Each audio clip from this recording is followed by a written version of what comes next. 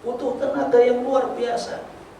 Ya, maka masya Allah Rasulullah SAW beliau menyampaikan, al-hajju mabrurun laisa lahu jazaa'un illa jannah. Haji yang mabrur tidak ada balasan kecuali surga Allah Subhanahu wa taala. Masyiral muslimin rahimani wa rahimakumullah.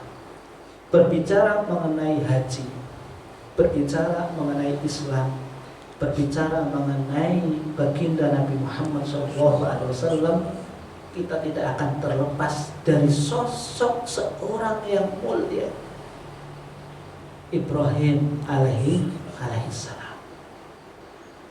Bahkan dalam Al-Quran Allah Subhanahu wa ta'ala menegaskan, ya, kita tidak diberikan contoh konkret untuk mengambil uswah kecuali dua pribadi ini.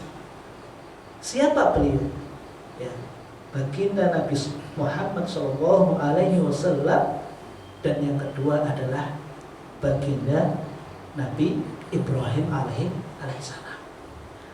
Apa kata Allah Subhanahu wa taala, ya, dalam surat Al-Mumtahanah, ya, surat Al-Mumtahanah ayat yang keempat, Allah Subhanahu wa taala menyampaikan, qad kanat lakum uswatun hasanatun fi Ibrahim walladzina ma'ah. Sungguh telah ada di dalam diri baginda Nabi Ibrahim alaihissalam uswatun hasanah, dan juga orang-orang yang bersama dengan beliau. Masya Allah, ya. Ya. Bagaimana caranya kita bisa mengambil ibrah? Kita mengidolakan baginda Nabi Ibrahim alaihissalam, yang mana di sini Allah Subhanahu wa taala langsung, ya, memerintahkan kita untuk menjadikan beliau sebagai suri tauladan untuk kita semua. Bahkan dalam ayat yang lain, surat An-Nahl ayat yang ke-123, Allah Subhanahu wa taala kemudian menyampaikan, thumma awhayna ilaika an ittabi' millata Ibrahim hanifa wa ma kana minal musyrikin. Thumma awhayna ilaika, kemudian kami wahyukan kepada engkau wahai Muhammad, an ittabi' millata Ibrahim hanifa, untuk mengikuti millah, agama, tata cara hidup siapa? Ibrahim alaihissalam. Hanifah, yang mana di situ agamanya agama yang murni, agama yang lurus, agama yang benar-benar orientasinya adalah Allah Subhanahu wa taala.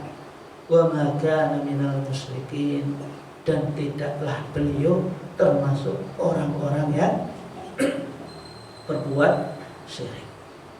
Maka kalau kita lihat sirah baginda Nabi SAW, yang ketika beliau sudah, ya, berumur 40 tahun, habbaba ilaihi, ya, Allah, ya, ilhamkan kepada beliau untuk apa? Untuk senang menyendiri. Senang menyendiri. Untuk apa? Untuk bertafakur. Untuk apa? Ternyata di situ salah satu daripada, ya, apa yang menjadi peninggalan millah Ibrahim adalah bertafakur, menyendiri, memikirkan, ya, jagat raya ini, memikirkan kehidupan ini, dan lain sebagainya. Masyiral muslimin rahimani wa rahimakumullah. Ada beberapa pelajaran uswatun hasanah yang kita bisa petik daripada baginda Ibrahim alaihissalam. Coba kita lihat. Yang pertama, ya, Nabiullah Ibrahim alaihissalam, beliau mengajarkan kita untuk benar-benar memurnikan tauhid kita kepada Allah Subhanahu wa taala. Dan juga tetap menggunakan logika. Ya. Tapi dalam Islam logika jelas, pikiran jelas, tapi logika tetap dihukumi dengan wahyu. Ya. Ya. Kita tetap menggunakan akal pikiran kita, nalar kita, tapi nalar logika tetap dihukumi dengan wahyu. Ya. Salah seorang ulama dari Mesir, beliau menyampaikan iqra'ul Qur'ana bil aqli wahkumil aqla bin naqli.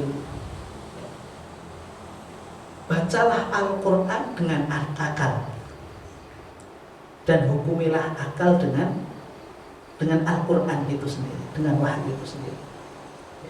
Kenapa demikian? Masya Allah, berapa banyak orang yang dia mentauhidkan Allah Subhanahu wa Ta'ala, tapi tauhidnya ini dicampuri dengan keraguan-raguan, dicampuri dengan kesyirikan. Ngapunten, berapa banyak kaum muslimin yang dia KTP-nya Islam tapi tetap percaya dengan Mbah Marijan, Mbah sinten wale wong pinter, percaya dengan benda-benda tulisan-tulisan nggak jelas, katanya itu penglaris. Nek sing petani niku pagar napa niku biasanya niku ditaruh di sawah, entah itu untuk syukuran atau biar menjadi penunggu nanti kalau ada orang yang nakal nggak bisa keluar. Islam tapi dicampur dengan kemusyrikan. Maka bagaimana caranya kita mengikuti beliau Ibrahim alaihissalam? Beliau memurnikan tauhid kepada Allah Subhanahu wa Ta'ala, bahwasanya dialah Allah yang menciptakan, Allah yang mengatur segala urusan, dan Allah lah yang memberikan rizki. Allah yang memberikan rizki. Ini keyakinan yang harus benar-benar tertanam dalam diri kita. Bagaimana kita mencari rizki kepada Allah? Dia yang punya rizki, Dia yang punya anugerah-anugerah, tapi justru mengambilnya dengan cara yang tidak dibenarkan oleh Allah Subhanahu wa Ta'ala. Kenapa Indonesia number one ini sekarang? Kemarin ada informasi nomor 1, tapi dalam masalah judi online. Indonesia nomor 1 kan jarang, Piala Dunia nomor berapa? Tapi niki ngenes nih, kenapa bisa sampai seperti itu? Masalah perjudian, padahal kita masuk mayoritas muslim, kenapa sampai terjebak dalam masalah judi online? Kenapa? Karena kita tidak benar-benar yakin bahwasanya Allah lah yang berikan rezeki, sehingga kita mempertaruhkan dengan pertaruhan yang di situ bukannya membawa manfaat, bukannya membawa keberuntungan, justru membawa kesengsaraan. Kasus yang gempar beberapa waktu lalu, seorang istri membakar suami, sama-sama polisi. Ngapunten kan beritanya sudah jelas nih. Kenapa sampai terjadi? Selidik ternyata terjerat gini. PR kita ke depan berat sekali. Maka dari situ jamaah sekalian, bagaimana caranya kita benar-benar kita memurnikan tauhid kita kepada Allah Subhanahu wa Ta'ala, mengikuti petunjuk baginda Nabi Sallallahu Alaihi Wasallam, dan juga mengikuti petunjuk Nabi Ibrahim alaihi salam. Zaman dahulu fitnah subhat, keyakinan yang mereka percaya dengan apunten tadi, benda-benda batu keramat, pohon keramat dan lain sebagainya ya, itu masih ada. Tapi sekarang ada yang lebih berat lagi. Bagaimana orang sekarang sudah mulai ya diberikan subhat-subhat untuk tidak lagi benar-benar memurnikan tauhid kepada Allah Subhanahu wa taala dengan pemikiran-pemikiran komunisme, ya, liberalisme, pluralisme dan isme-isme yang lain. Ya. Agama semuanya sama. Masa kita mau disamakan antara yang menyembah Allah dengan penyembah patung, penyembah Allah dengan penyembah sapi? Kita betul sih nyembah sapi. Itu ya. Kita nggak mau dan nggak mungkin sama. Tapi kita dipaksakan dengan Masya Allah ya, argumentasi, perkataan, media semuanya diperindah ya. Ya, dan tidak sedikit yang jatuh di situ, yang jatuh dalam pemikiran-pemikiran yang tentunya di situ tidak memurnikan tauhid pada Allah Subhanahu wa taala. Ma'asyiral muslimin rahimani wa rahimakumullah. Ya. Tadi kami sampaikan ya, bagaimana tafakkur Nabi Ibrahim alaihi salam kemudian diikuti oleh baginda Nabi Muhammad SAW dan juga tentunya kita semua untuk mendadaburi alam raya ini. Allah Subhanahu wa taala menegaskan bagaimana Ibrahim alaihi salam mentafakuri dunia ini yang endingnya adalah tauhid. Qala tabaraka wa ta'ala, a'udzu billahi minasyaitonir rajim. Bismillahirrahmanirrahim. Falamma janna 'alaihi al-lailu ra'a kawkaba qala hadza rabbi. Maka ketika sudah matahari tenggelam, masuk waktu malam, terlihat bintang-bintang. Oh, ini Rabbi, inilah Tuhanku, inilah penciptaku, inilah yang mengatur segalanya, memberikan rezeki dan lain sebagainya. Falamma afala qala la uhibbul afilin. Tapi ketika malam semakin gelap gulita ya, dan di situ bintang-bintang sudah mulai redup, maka sungguh saya tidak suka dengan ya, hal-hal yang redup. Falamma ra'al qamara bazighan qala hadza rabbi. Maka ketika tambah malam dan bulan muncul sinarnya kuat mengalahkan apa? Bintang-bintang. Inilah Rabbku, inilah Tuhanku. Ya. Falamma ya afala qala la illam yahdini rabbi lakunanna minal qaumid dhalin. Ketika bulan itu ternyata bertambah malam, akhirnya menyingsing fajar, begitu pula bulan itu redup. Kemudian ya, falamma ra'a asy-syamsa bazighatan qala hadza rabbi hadza akbar. Ya.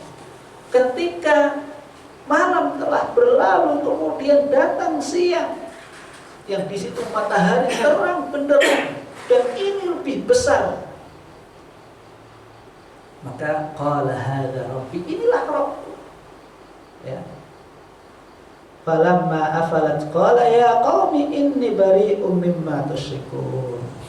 Maka ketika ya, yang besar matahari ternyata berubah menjadi malam hari, akhirnya matahari itu juga hilang, maka beliau mengatakan, saya tidak suka dengan, tidak mungkin Tuhan itu seperti ini, datang dan pergi dan lain sebagainya. Maka Ibrahim alaihissalam dengan menggunakan akal logika, dan dia sudah tertanam tauhid, ya, tapi menggunakan akal logika untuk mengajak kaumnya. Ibaratnya, ayo Tuhan itu seperti apa? Oh seperti ini, oh seperti ini, oh seperti ini. Oh ternyata ini semua fana. Ya, yang menuhankan dewa-dewa, yang menuhankan batu keramat, yang menuhankan kuburan keramat, yang menuhankan pikiran-pikiran yang gak jelas, itu semuanya fana. Ya. Maka, Masya Allah, ya. Inni wajjahtu wajhiya lillati fataras samawati wal ardi hanifan wa ma ana minal musyrikin. Maka endingnya Ibrahim alaihi salam, beliau menyampaikan, saya hidupku matiku saya tawajuhkan hanya untuk Allah subhanahu wa ta'ala. Dialah yang menciptakan langit dan bumi, dialah yang mengatur semua alam jagat raya ini. Itulah jemaah sekalian, ketika kita dihadapkan dengan subhat-subhat pemikiran, subhat-subhat keyakinan, lihat tauhidnya Ibrahim alaihissalam, tetap menggunakan akal logika, tapi endingnya kita juga harus menghukumi dengan wahyu Allah subhanahu wa ta'ala. Itu yang pertama jemaah sekalian. Kemudian yang kedua, yang bisa kita lihat, ambil ibrah, pelajaran dari Nabiullah Ibrahim alaihissalam, bagaimana beliau menjadi sosok yang tauhidnya kuat, tapi tetap baik dengan keluarga, baik dengan ayahnya. Dan ini tidak mudah. Beliau Ibrahim alaihissalam ahlu tauhid, ya, dan bapaknya ahlu syirik. Ya. Ya.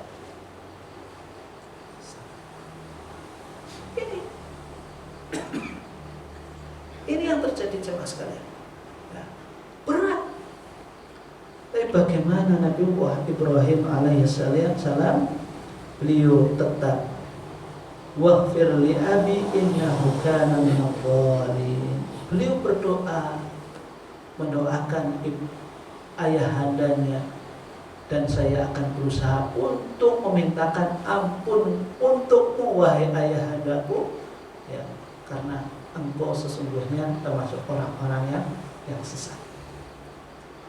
Walaupun jamaah sekalian, ya, dalam syariat Islam kita termasuk dilarang untuk memohonkan ampun kepada orang-orang musyrik, orang-orang Islam.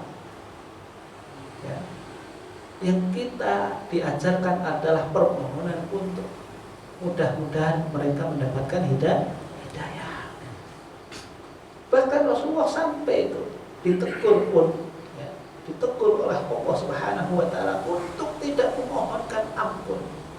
Ya, tapi Rasulullah karena saking, ya, lembut hatinya, saking sayang kepada umat manusia, saking bagaimana caranya tidak ada manusia yang masuk ke dalam neraka, ya. Ya. Beliau tetap berusaha untuk memintakan ampun pada orang-orang munafik. Akhirnya dalam surat At-Taubah, ya, istaghfir lahum aw la tastaghfir, ya, engkau memintakan ampun ataupun tidak memintakan ampun, ya sama saja, karena mereka sudah ditetapkan oleh Allah Subhanahu wa ta'ala penduduk neraka. Tapi Masya Allah, kita kembali lagi di sini, tidak lain dan tidak bukan ini ada kelembutan hati Ibrahim alaihissalam kepada ayahnya, yang ini tentunya, ya, menjadi pedoman kita semua, sebagaimana Al-Quran, ya, mengajarkan pada kita semua untuk berbuat baik kepada orang tua apapun kejadiannya. Allah Subhanahu wa ta'ala menyatakan dalam surat Al-Ankabut ayat yang ke-8, wa wassaynal insana biwalidayhi husna, dan kami wasiatkan untuk umat manusia berbuat baiklah kepada kedua orang tua. berbuat baik kepada orang tua. Wa in jahadaka ala ya, litusyrika bi ma laysa laka bihi ilmun fala tuti'huma.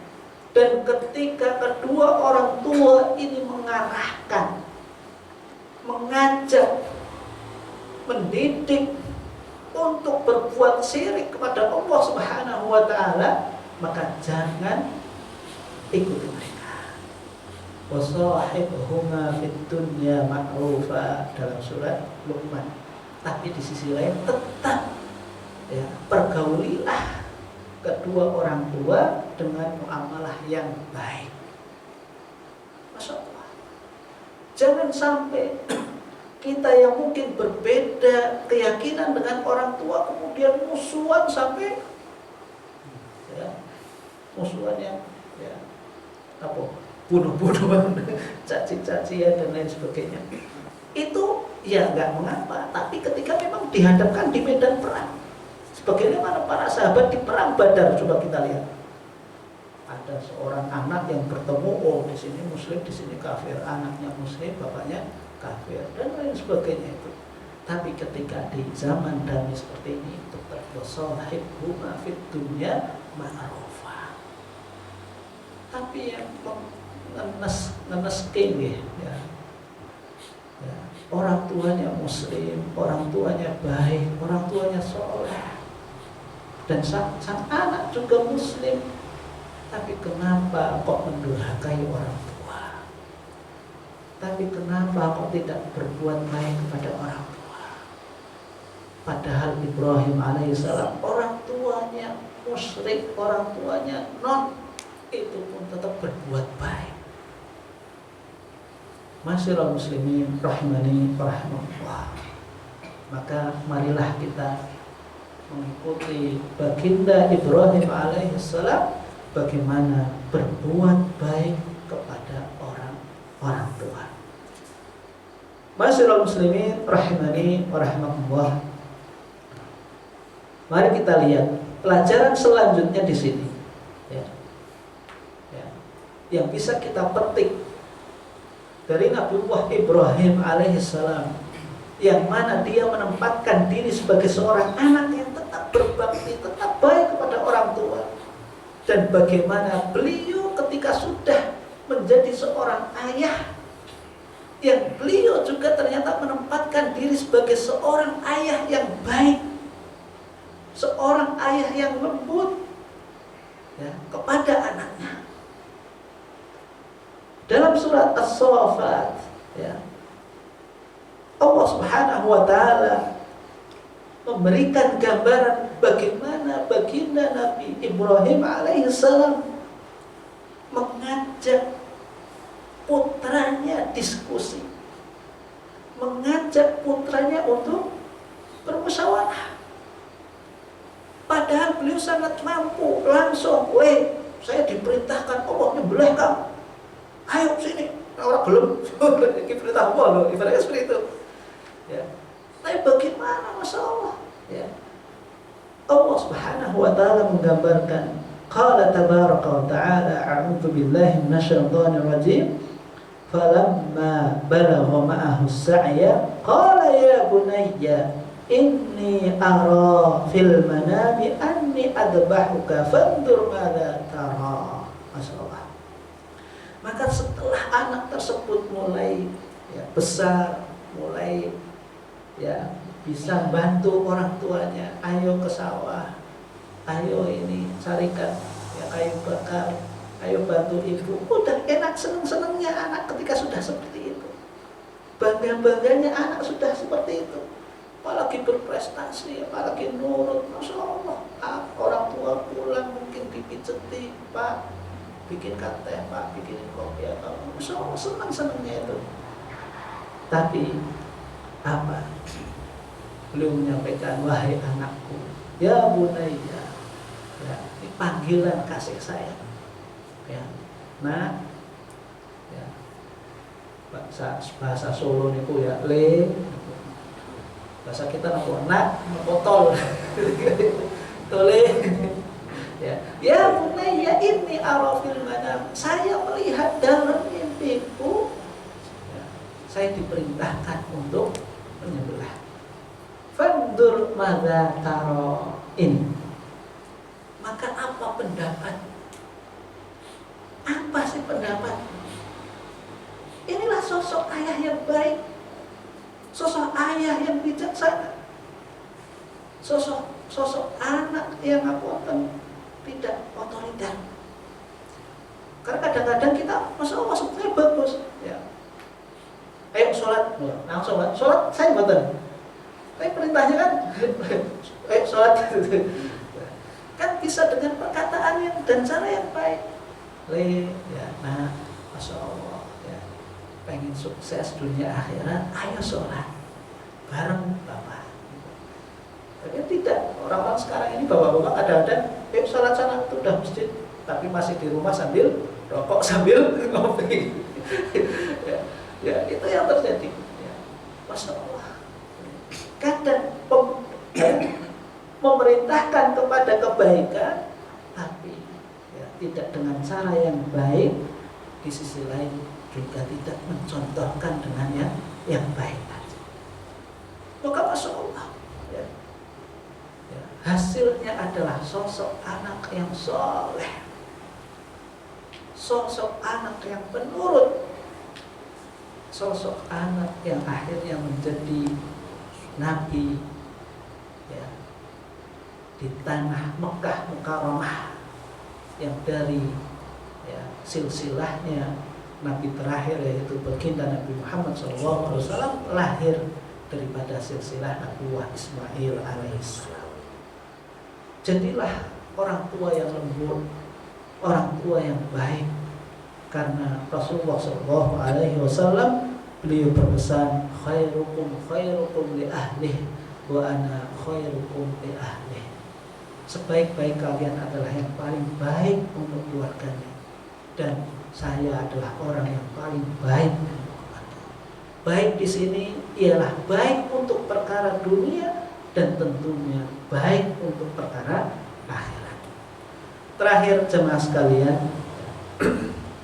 apa sih yang bisa kita petik daripada Nabiullah Ibrahim alaihissalam?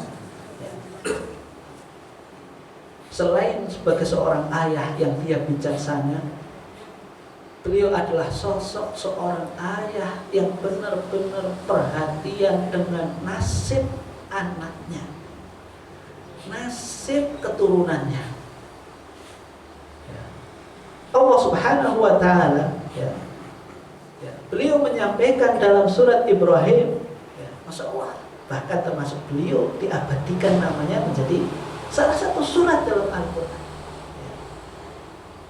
Allah Subhanahu wa Ta'ala menyampaikan, ya, mengisahkan bagaimana Nabiullah Ibrahim alaihissalam beliau berdoa, Rabbana inni askantu min dzurriyyati biwadin ghairi dzi zar'in 'inda baitikal muharram Rabbana liyuqimus sholata faj'al af'idatan minan nasi tahwi ilaihim warzuqhum minats thamarati la'allahum yashkurun. Begitu beliau Nabiullah Ibrahim alaihissalam, beliau menempatkan istrinya dan juga putranya Ismail alaihissalam, ya, beliau tetap perhatian kepada beliau. Beliau seorang nabi, tapi di sisi lain pasti hartanya juga terbatas. Beliau seorang nabi, pasti juga masalah dunia terbatas. Tapi di sisi lain beliau punya Allah Subhanahu wa Ta'ala. Maka harapan beliau adalah untaian doa yang Masya Allah justru itu abadi sampai saat ini. Ya. Ya. Harta akan lenyap, tapi keimanan, doa yang Allah ijabai justru itu akan kekal. Rabbana inni askantu min dzurriyyati biwadin ghairi dzi zar'in. Ya Allah, ya Rabbi, saya telah menempatkan anak cucuku, ya, keturunanku di lembah yang mana di situ tidak ada tanaman sama sekali. Ya. Ghairi dzi zar'in. Kita lihat sekarang yang mungkin sampun umrah atau haji, masuk kota Mekah nopo. Andus waktu isine. Ya.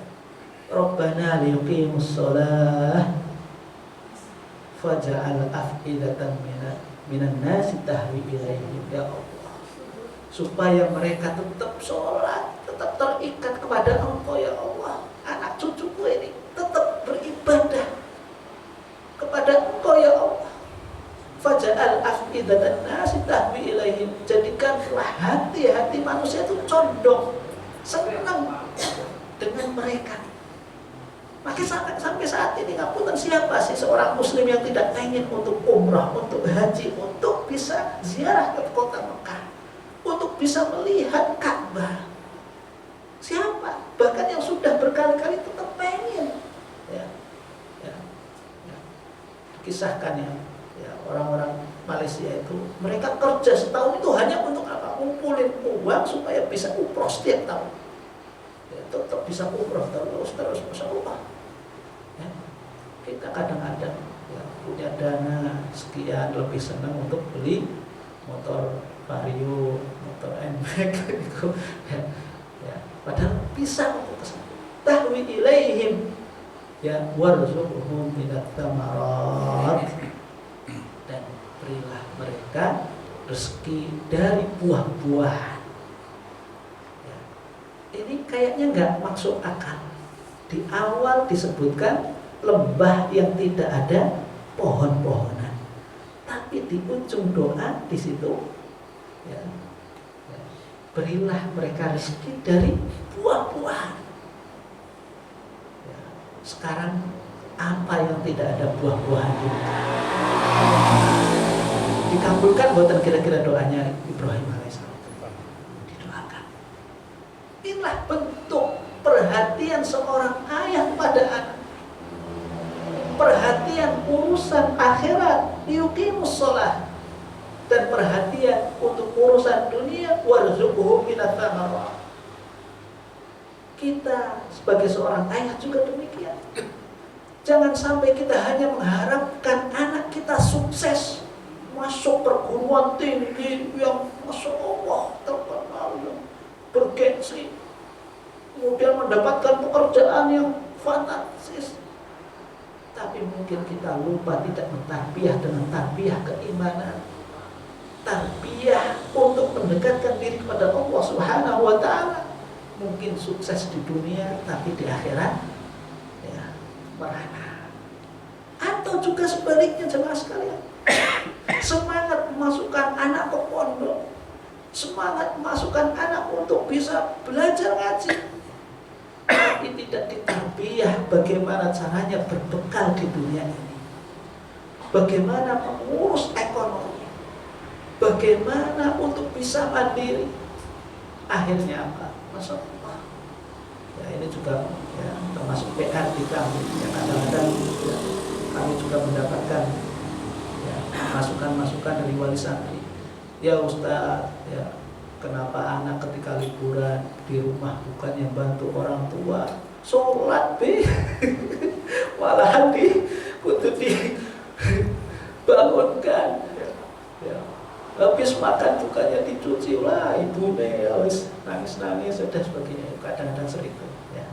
Nah ini ya, maka ya perhatian kita harus benar-benar universal, urusan dunia dan urusan akhirat.